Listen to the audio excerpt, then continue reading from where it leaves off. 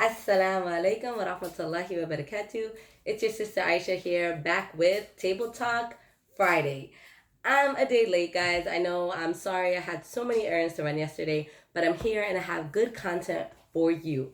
Before I get started on the topic, I just wanted to let you guys know. If you go to my Instagram and you start following me on Instagram, I will do a poll every week between two topics, and you guys can vote. And whoever, like, whatever topic wins, I will do that topic for that week. I hope that makes sense. So if you guys want to interact with the content that I share with you, then go to my Instagram and participate in the voting for the video topic. So I did do a poll, and this was yesterday, between doing a video on either youth and the benefit of worshiping Islam in your youth, or the effects of social media and how the conscious Muslim can use social media and the things that we should look out for. And the whole time, the benefits of worshiping Allah in your youth was the winner. It was like winning the whole time. So that's what we're talking about today. So I will start off with, what are the benefits of worshiping Allah in your youth? And this video is for you, the Muslim teenager, for you, the young Muslim adult. So stay tuned, and this is what I have for you guys today. One benefit of worshiping Allah in your youth, in your teen years, in your young adult years, those early 20s, late 20s, is that your youth is the foundation for the rest of your life. And so if you lay that foundation on something strong, on something sturdy, then inshallah the rest of your life will be sturdy. It's like a house. If you build your foundation, with, strong material, then your house is going to be strong, right? Like the three little pigs and the bad wolf.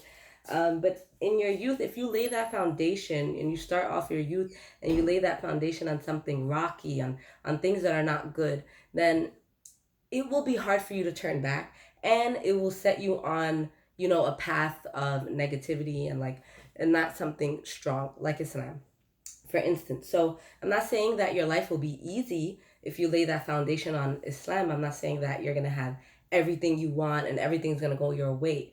What I'm saying is that your heart and your mind will be sturdy. Like, you're going to know your purpose. You're going to know, why you do what you do. And so when life does get tough and when things don't go your way, you're not going to waver, because your heart and the foundation of your heart is already it's already cemented on something that cannot fall, which is Islam, which is the rulings of Allah and his prophet, Muhammad sallallahu alaihi wasallam.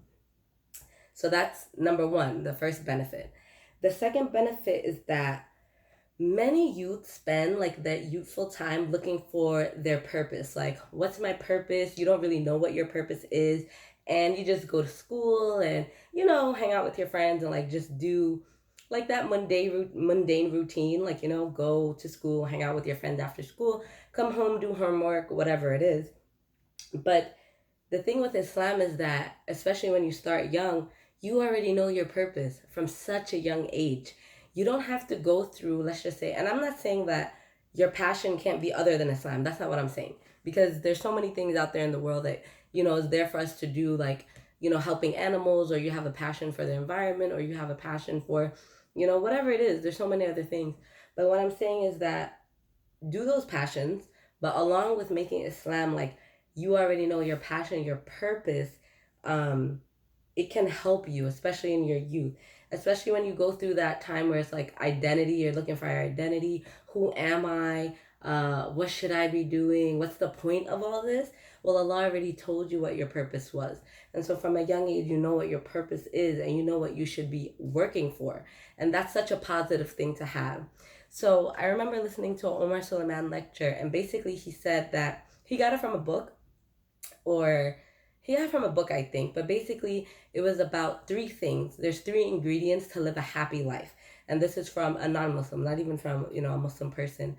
And they were saying is that you need something to love, you need something to do, and something to look forward to. And if one of those ingredients are missing, then you will not have full happiness. And so he put it in the Islamic perspective that something to love, loving Allah, striving to love Allah, loving the deen. So you have Allah to love, right? And when you love someone, you learn about them, their likes, their dislikes.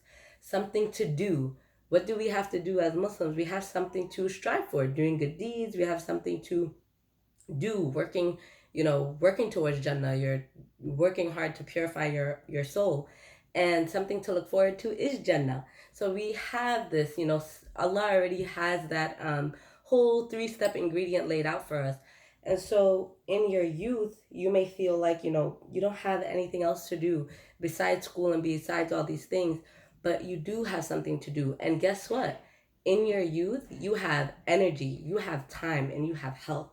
And that basically goes into my other like benefit, is that when you're young, you have energy, you have that zeal, you have passion, you have strength, and to do these things.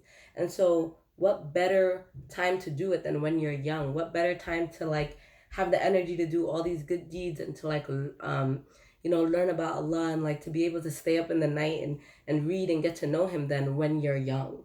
Like, don't wait until you're older, because as you get older, your energy is going to go away, your health is going to go away, that time you have is going to go away. Let me just look at my notes to make sure that I'm not missing any point. So yes, so Islam is something that is so amazing, is that your whole day you have an opportunity to like gain reward from Allah. So think about it this way: you're young, let's just say this is for the teenagers.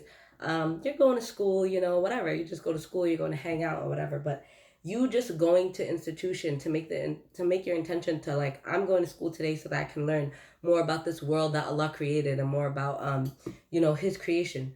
Boom, the whole 4 hours or whatever that you're there at school, you're learning. I'm going to, hang out with my friends. Inshallah, they're good friends, but Allah will reward you for that if your hanging out is on something good and something positive. When you come home from school, you're probably so tired and you want to go sleep, you want to go take a nap. Well, guess what? If you made your intention that I'm going to go rest this body that Allah gifted to me, your whole 2 hour nap, Allah is rewarding you and you're good. You wake up, you go, you do your homework, you're tending to your parents' needs, whatever they need from you. When you make that intention, like, you're getting a reward for that. And doesn't that make you so happy? Like, doesn't that make your day more purposeful? So that's number 2. That's the other benefit. It's something positive. You're young and you have a purpose already. You don't have to be lost and looking for what this purpose is and not having a point to doing anything. No, Allah already gave you your purpose. The benefit number 3 that I have, which is the last benefit that I'm going to share with you right now, even though there's numerous, is that you have time. And take this from someone who, I am going to be 26, inshallah, but I'm married and I have a son, and I really like look back and I'm like, wow, I had so much time. Like, what really was I doing besides school? And I did have a job or whatever, but I had so much extra time that I could have like probably memorized Quran already, or I could have, done so many things for the deen. And so don't think that you're gonna wait until you're older to like, obviously as an older person you can worship Allah. That's not what I'm saying.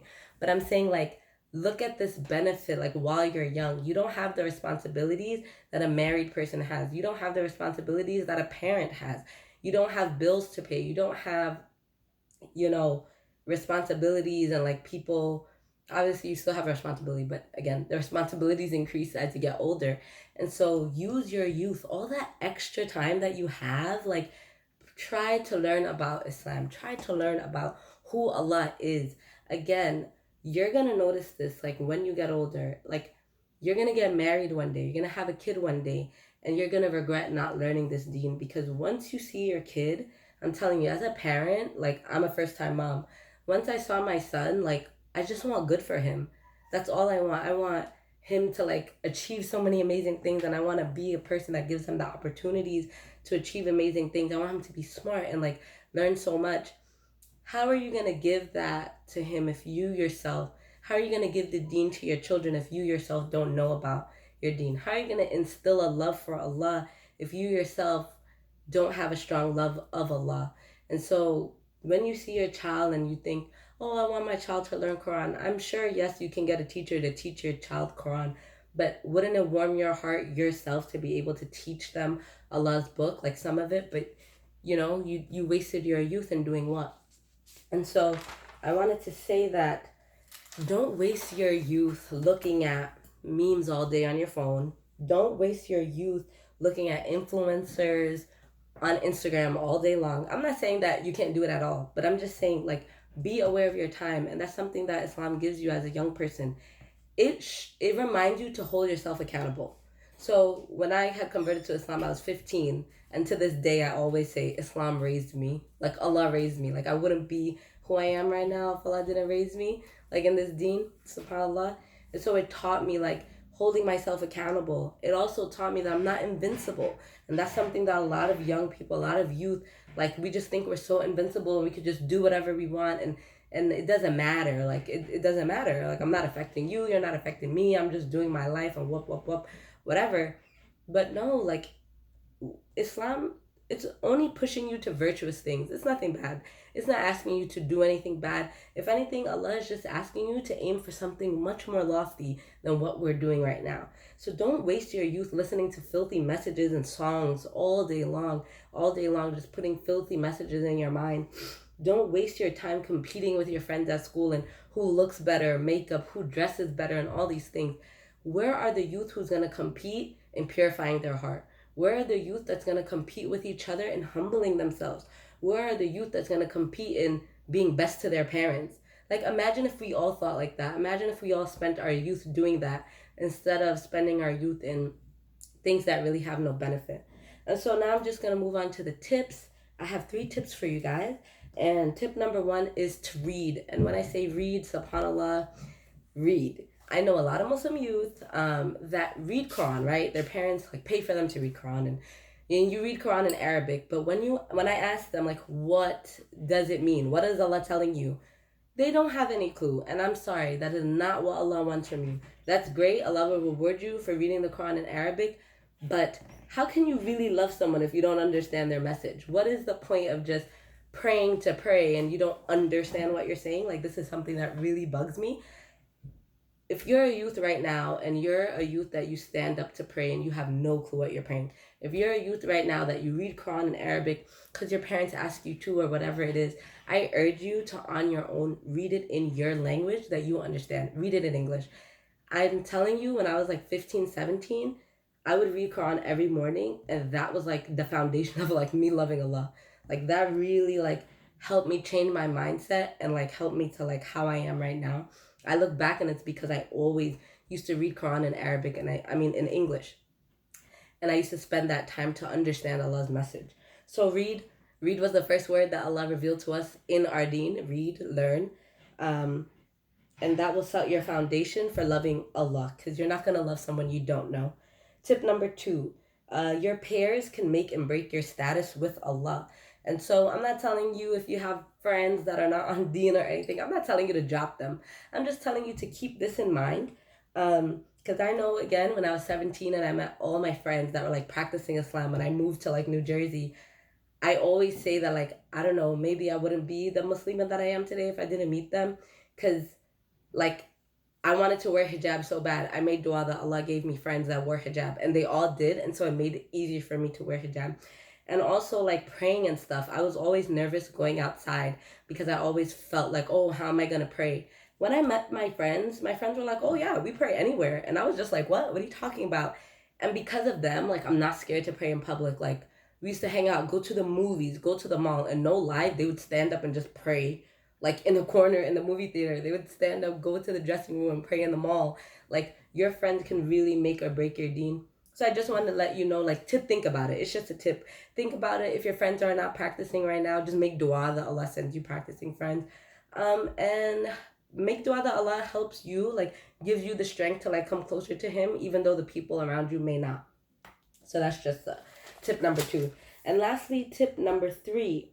I would say, like, I don't know a lot or whatever, but some born Muslim kids, like, you may not want to practice Islam on purpose just to rebel against your parents. Like, just because your parents are telling you, like, worship, like, go do your prayers and go pray and, like, whatever, you just do it because they're telling you. So I'm telling you that you're not hurting your parents. Like, no, you are hurting your parents, but you're hurting yourself at the end of the day. You're only hurting yourself by not building a relationship with Allah. And so I just want to urge you to this, change that mindset. As annoying as it is to have your parents constantly tell you, go read Quran, go pray, go do this, go do that. You know what? Change your mindset. Oh, you know what? I'm not going to do it for you. Learn Islam on your own. on your free time, read an article, read something, get a book, take out a book about the Prophet, peace be upon him, and just change that mindset and say, you know what, I'm not going to do it for them. Let me just look into this thing myself and see what it has to offer. And we have an ego, so since you're only doing it for yourself, then you're more probably going to do it. And so I'll just leave you guys with that.